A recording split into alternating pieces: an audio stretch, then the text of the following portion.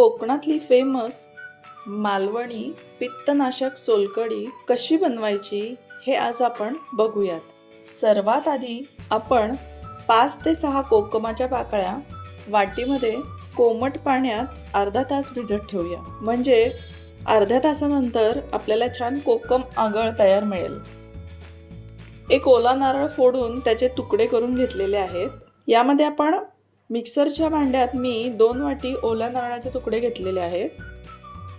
1 वाटी पाणी घालूया आणि मिक्सरमध्ये बारीक वाटून घेऊया। पहा, मिक्सरमध्ये ओलं खोबरं छान बारीक वाटून झालेलं आहे।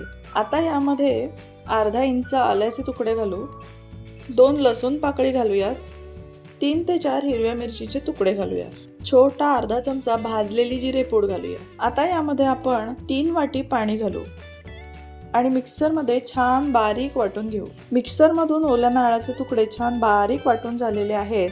आपण अशा गाळणीने किंवा सुती कापडातून याला व्यवस्थित गाळून घेऊया।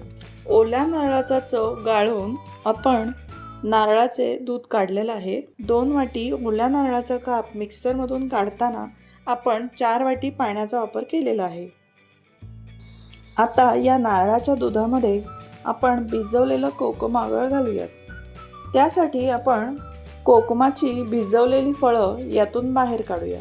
नारळाच्या दुधात चवीनुसार मीठ घालूया आणि नारळाच्या दुधात आता आपण कोकम आगळ घालूया। सर्व व्यवस्थित मिक्स करूया। खूप छान असा गुलाबी रंग आपल्या सोलकढीला आलेला आहे। यामध्ये वरून थोडीशी बारीक चिरलेली कोथिंबीर घालूया आणि सोलकढी थंड करायला ठेवूया। थंडगार पित्तनाशक चविष्ट सोलकढी सर्विंगसाठी तयार आहे। आवडली ना रेसिपी? चला तर मग पटकन सबस्क्राईब करा।